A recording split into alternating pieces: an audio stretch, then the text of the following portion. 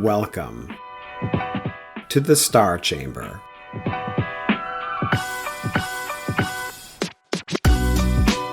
I'm Ryan Swayze, a retired Air Force Lieutenant Colonel and the founder and president of the Walk the Talk Foundation, a nonprofit that advocates for and advises currently serving and former military service members going through the arduous journey of administrative processes and investigations in our government. And I am Francesca Graham, a retired Army Lieutenant Colonel and the Chief Operating Officer and Chief Advisor for the Walk the Talk Foundation. For all our returning guests, welcome back. And for our new listeners, thank you for tuning in. Before we begin this week's topic, please do not forget to hit that subscribe button, check out our Walk the Talk Foundation website, and hit that donate button if you think we're doing a good job. Also, check out our newsletter, the DoD Times Redacted, on all the socials, including LinkedIn, X, Instagram, and Facebook. Links in the description. All right, Star Chamber listeners, let's get started.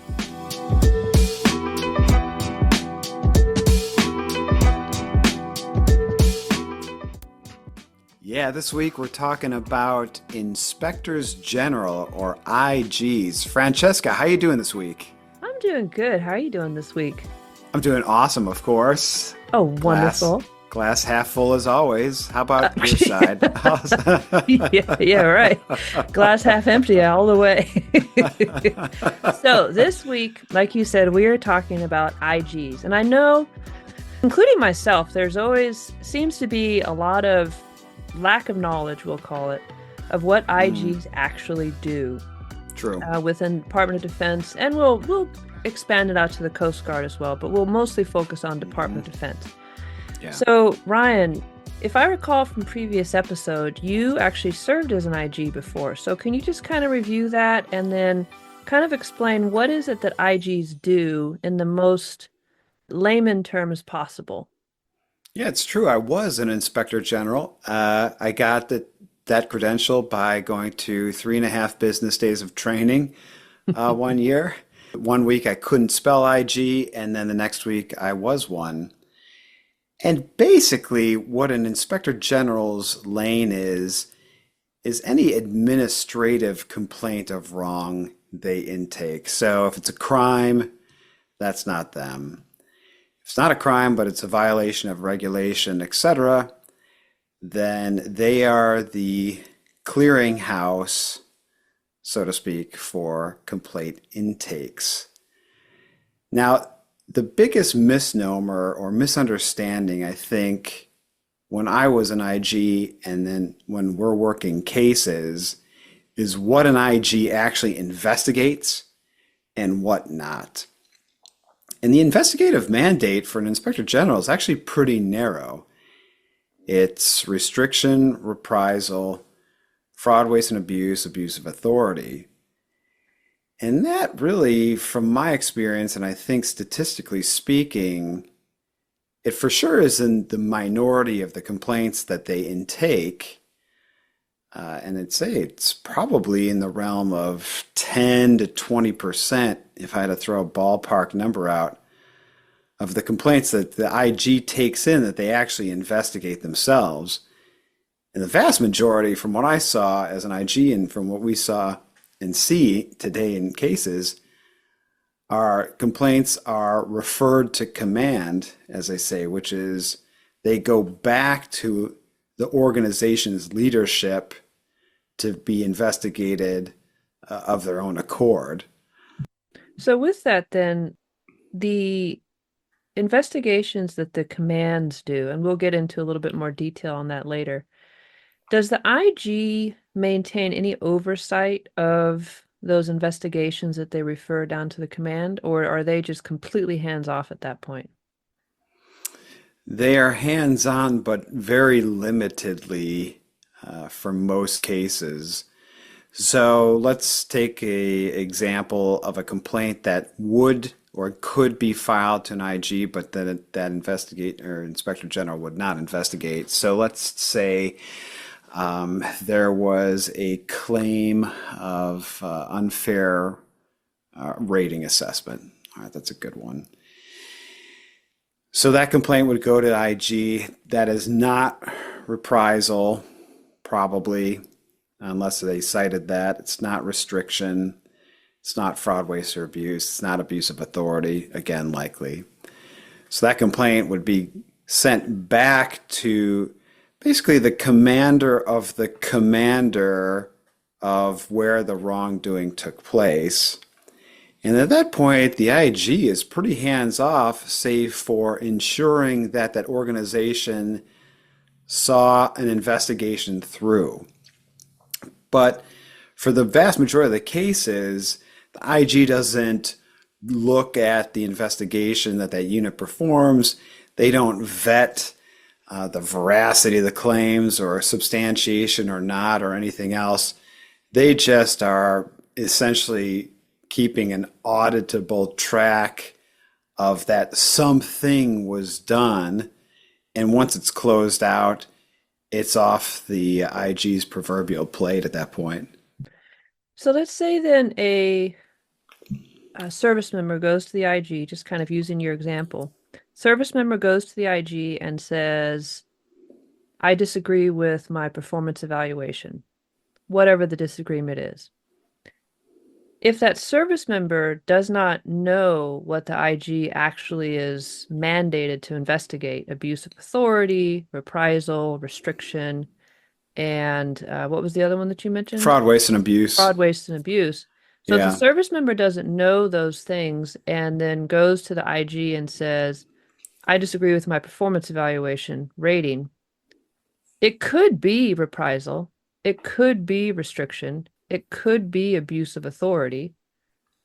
But if the service member doesn't say that because they just don't know, what does the IG do? Yeah, and this is where you encounter different flavors slash qualities of inspectors general because a good one who vets the complaint instead of just like the auto refer would potentially take that in and do an initial screening or consultation, so to speak, with the complainant to rule out any potential violation that is investigatable by the inspector general. That, whether that happens or not is hit or miss, and it depends on the gumption of the IG who took it, etc. But they would not be in the wrong if they took in a complaint and the rule violation cited had nothing to do with the IG's investigative purview to just automatically refer to command. Right. And I wanted to bring that up because that's one of the reasons why we wanted to do this episode, so that people listening to this, especially your most junior service members, or even your senior service members, gosh, really know how to talk to an IG. It's Yeah. kind of the same way when you talk to your doctor. As the more educated you can be on what's bothering you, then the better conversation you can have with your doctor, right? Yeah, that's really well said because an IG's responsibility is not to find regulatory violations per se in a complaint. And let me expound upon that. So if you went in and said this, and this happened, typically an IG would come back and go, what rules or regulations were violated? It's really incumbent, whether for good or for bad, we can debate that in another forum, but it's really incumbent upon the complainant to know what wrongs occurred before filing the complaint so as to have the highest degree of quote unquote success. And that's why the work we do at the foundation, shameless plug here, is so important in that very initial phase because we work with the client to ensure they're covering all their bases before they fire off that complaint. And a lot of times what we see is when complainants file of their own accord, they miss a myriad of violations to include things that could have or should have been investigated by the IG, but because the complaint was framed poorly, they missed that opportunity. Exactly. And I think that's especially important when the complaint intake process is not a human intake process. So when you're talking about the Yeah, core, yeah, the yeah, core things that IGs do, one of them being reprisal. Within the DoD, the organization that manages or it has executive authority, I'm not sure of the exact right word for reprisal, is the hmm Department of Defense IG, that body itself. And right. to make a complaint to the Department of Defense IG, it's just an automated or it's just an online system. Yeah. So you're not talking to someone and you're not having a back and forth to help walk you through what you need to say. No, and so for that, you really only have one shot at the complaint in essence. And if you miss the mark in terms of the regulatory violations, it kind of just goes off into the ether, and then you get some form letter back a few weeks or a month saying it was not substantiated, and you don't know why. The reason sometimes why is that you formulated the complaint poorly. Or the investigate, or it wasn't even, you didn't even get to the point of substantiation. There, an investigation wasn't even done. Yeah, exactly, because some are just undecipherable. Right. Well, there's that too. So, so one of the, so, that's kind of the start point then, right? So we know IGs investigate these things, reprisal, restriction, fraud, waste, and abuse of authority. So why is that? Why are IGs, what is the law, policy, regulation, whatever it is? What's the logic behind IGs only investigating those things? And as you said earlier, the commands through command appointed investigating officers investigating the rest of the things that we see in the military. And I would argue the other 90% of everything that is part of the military investigatory process. Yeah, this is always kind of the philosophical question I had when I was an inspector general myself, is that why do I not investigate so much? And it was very frustrating for me at times, as well as the complainant, because that complaint just went back into this kind of nepotistic ancestral circle, which was the organization that the wrongs were allegedly occurring. And it's like, well, if I went in there, I think I would provide the complainant a much fairer shake and a much more objective look than the chain of command will. And I surmise that when the Inspector General system was standing up as a result of the 1978 legislation, there was a very real concern from the military chain of command that this new IG system would usurp the authority of commanders. Like commanders would make calls, make decisions, and IG would swoop in and go, no, wrong, undo. So the compromise, I imagine, and this is just my supposition, but I think it makes sense, now having dealt with the tug of war, which is command authority versus IG encroachment, so to speak. The compromise was this relatively narrow lane that IGs are mandated with, and the very wide lane and high degree of latitude that the command is afforded when it comes to complaints of wrong. Is it also possible, this as you were talking, this thought just occurred to me, is it also possible that because of the uniform handling of what IGs do in federal agencies, right? So the 1978 Mm-hmm. Inspector General Act, that's what Ryan was referring Yeah. to earlier. That Inspector General Act is applicable to all federal agencies.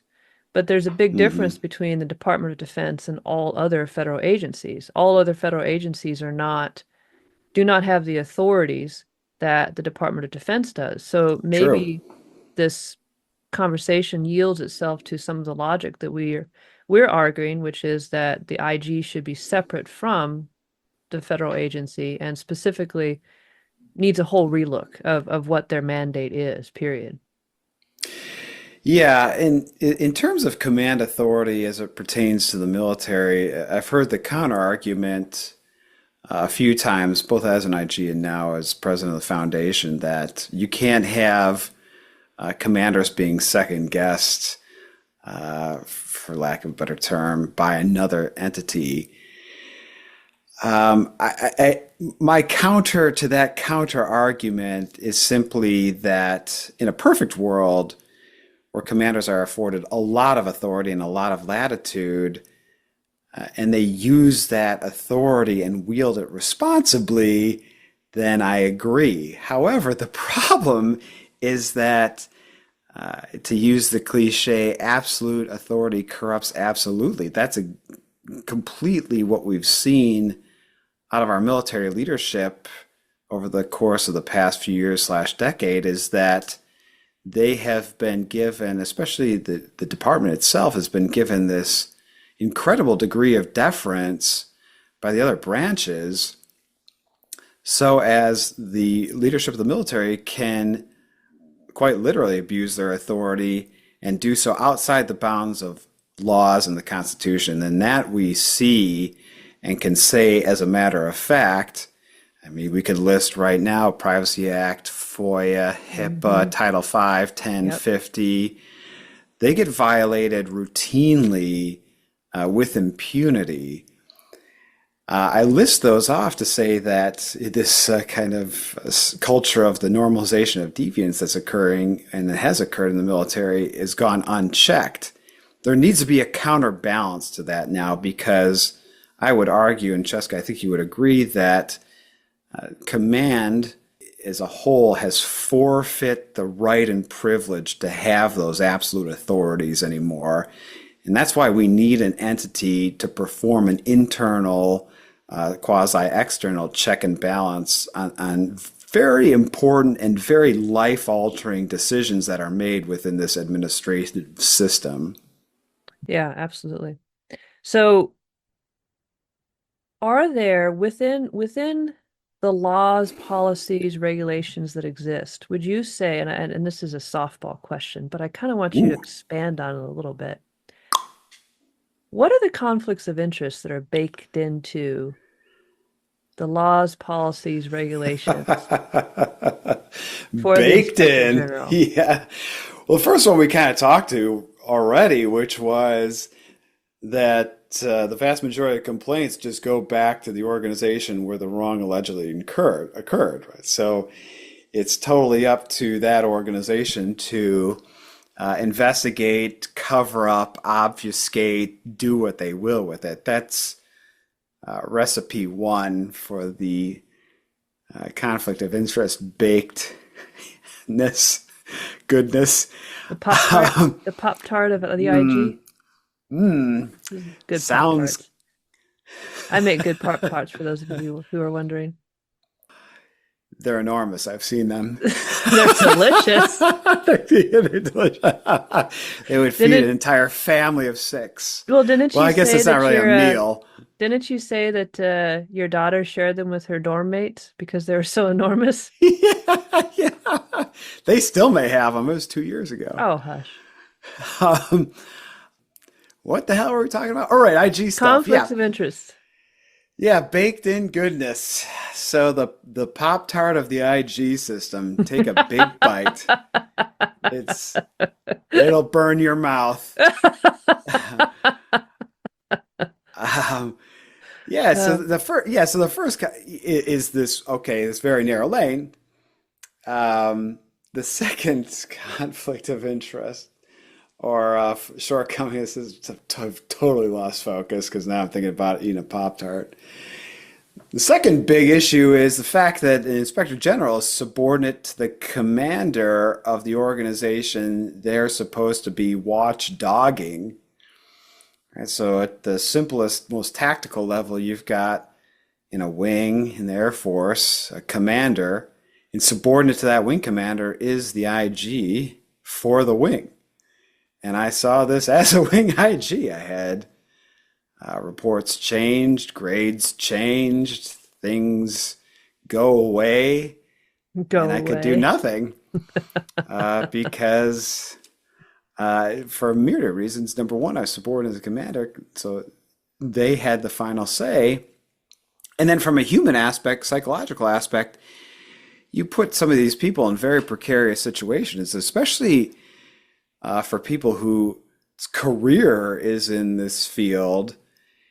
And sometimes, if not many times, they're forced to make a choice between their loyalty to the truth, justice, investigative due process, and their career and livelihood. And sometimes that decision is mutually exclusive. And of course, being the people we are, not self-serving, but just realistic, they opt for the latter at the cost of a service member's rights to due process and justice. And I just want to loop back to something you were talking about just a second ago when you were talking about abuse of authority, one of the things that IGs investigate. Have you ever, maybe you have since you were an IG, have you Hmm, ever seen anywhere in the Department of Defense, including the Manual for Courts Martial, something that defines abuse of authority? no. Exactly. And I noticed that recently, and I was just thinking maybe I'm the only one. Because if you think about it, a lot of the stuff that we deal with, much of the stuff that we deal with, and much of the things that commanders investigate, many of the things commanders investigate, you could make a very compelling argument that they're abuse of authority. But IGs, Hmm. some IGs, I would say certainly the DoD IG is one of them in our experience. They exercise what I would term that I heard recently in a courtroom that I was sitting in, not not up front in the back. Just want to make that clear. Courtroom that I was sitting in, they use this thing that I would define abuse of discretion. They abuse their discretion of how they individually define abuse of authority, and they Oh, wow. punt it back to the commands to do the investigation for whatever reason. Who knows? Hmm.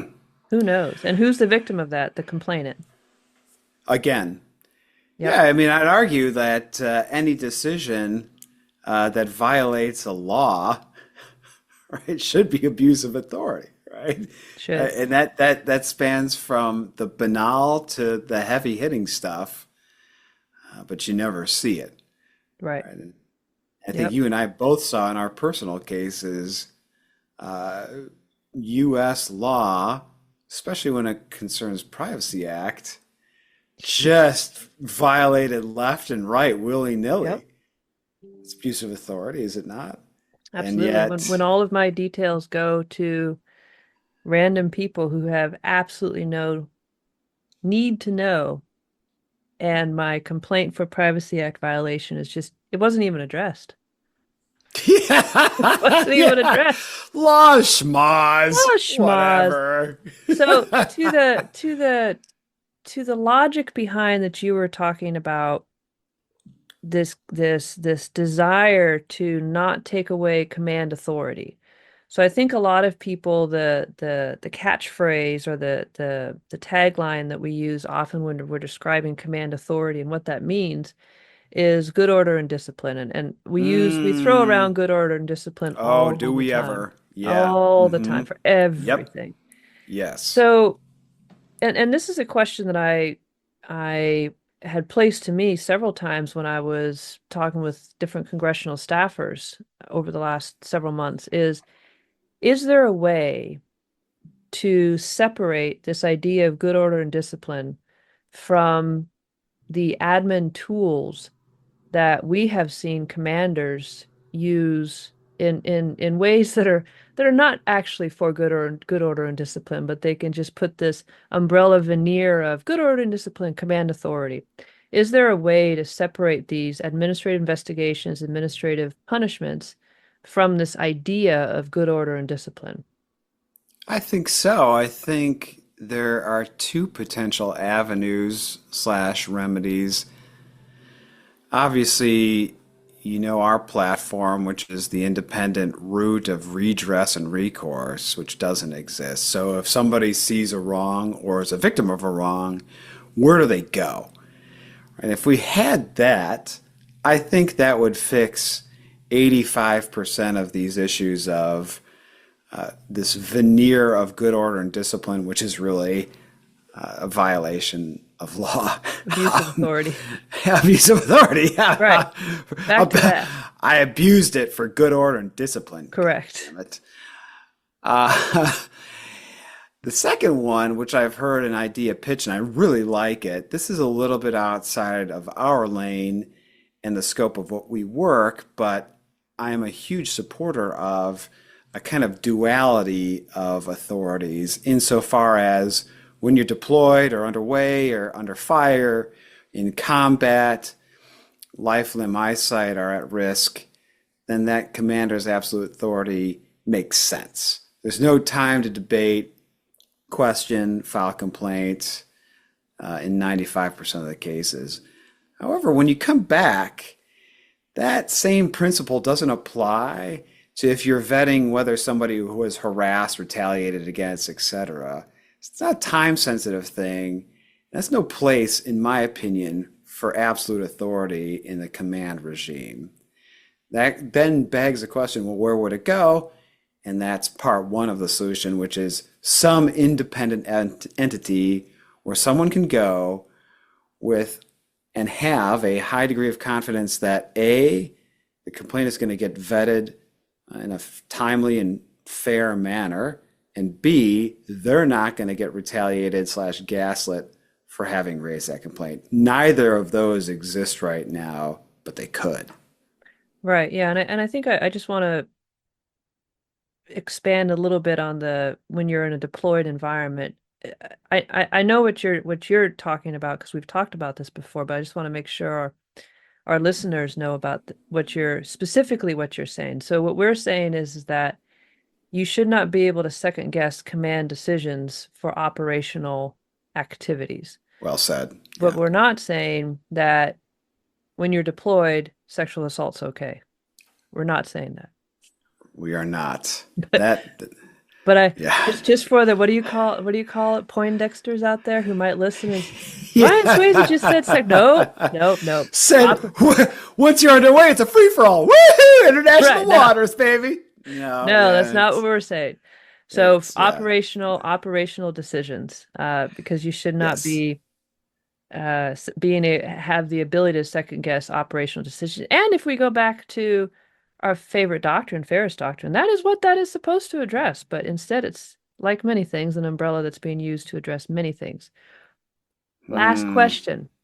Hmm. Last Good, question. good point though about the operational thing. Absolutely, that was Yep. good. So last question.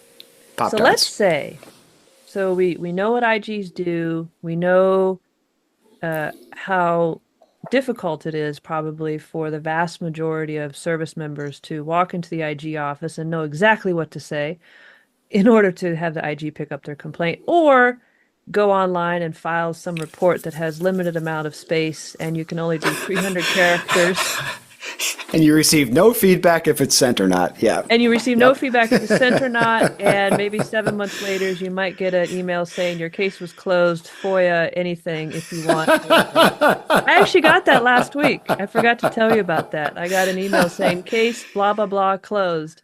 I'm like, I don't even know Yeah. what you're I'm talking like, about. what case is that? What case is We that? And filed like what a was hundred in the last month. right? What case was that? And what was the outcome? No idea. It's just the case is closed. FOIA it if you want to see Does even it what the just outcome blink? is. You lose. Beer, Yeah, beer. pretty much. Well, no, I don't even know it's unsubstantiated. But anyways, so let's say you you're the perfect person. You know how to It's talk to true. the IG. What's that? It's true. Oh yeah, of course. Absolutely. Yeah. Obviously. Fighter Let pilot. F-16 pilot, of course. So, oh, quick side note. Hmm. So I'm a strategic intelligence officer, and for Veterans Day, we were going back and forth and, F6 pictures of F-16s and pew pew pew. So for the Hmm. audience, I do have a sense of humor. For those of you who know me and might think I'm Mobo Roboto. I sent for the Veterans Day message for strategic intelligence officer a 12-hour ASMR of keyboard typing. It's pretty awesome. I don't know if you actually Awesome. saw that, Ryan, but I was proud of that. Okay, so last question about the IGs. Can I do a side bar to the sidebar there? Oh, please.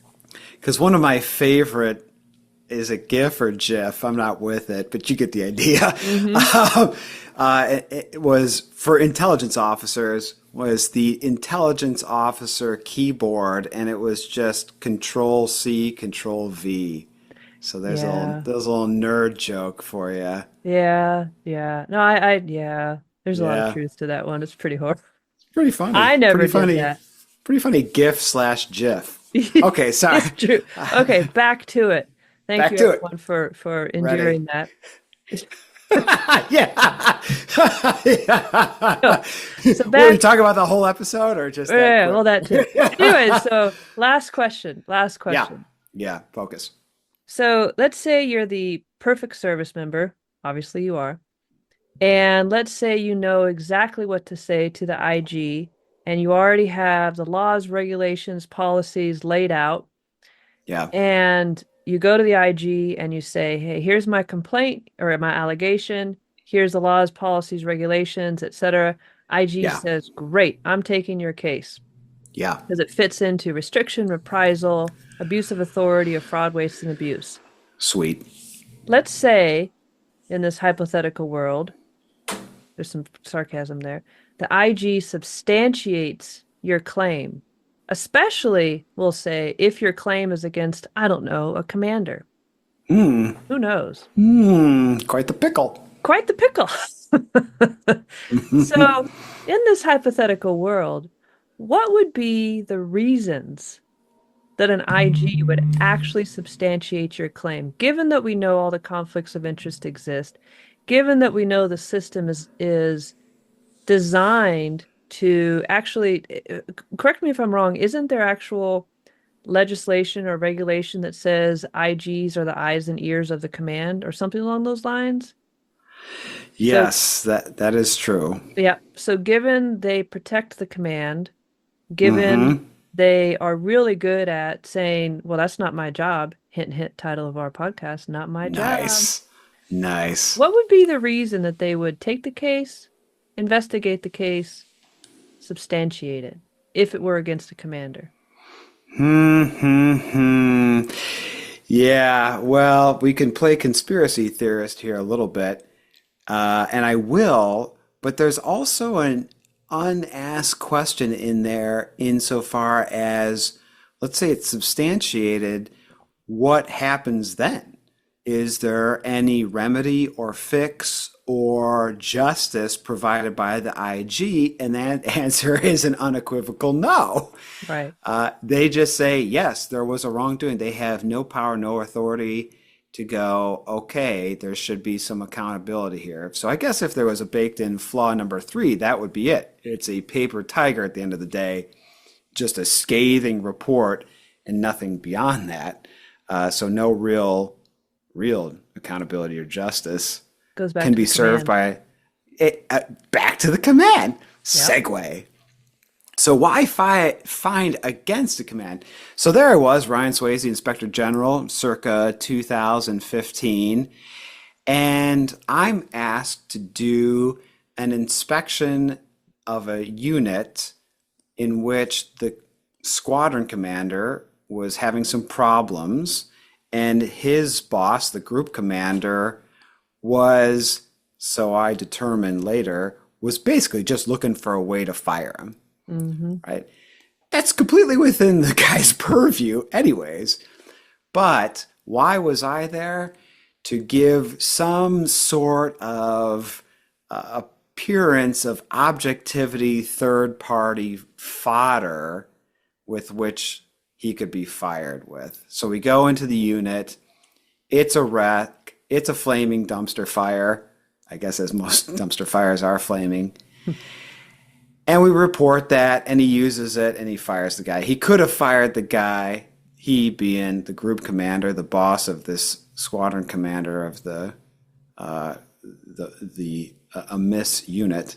Could have fired him well before that, but didn't. Used my report basically as proof, quote unquote, that things were not going well. So, to answer your question, and this is not, of course, always the case, but we see it many times. I saw it as Inspector General. You see it when you read the investigations of senior officials, I believe, posted on the DoD-IG website, is that there is sometimes, if not many times, an agenda behind those substantiations.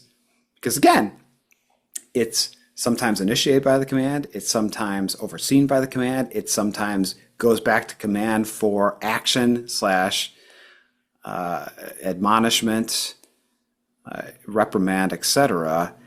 And so in that sense, the Inspector General system very much becomes not this independent watchdog, but rather just another arm of command influence, whether it be due or undue, with the appearance of being objective and separate, but in reality, absolutely not.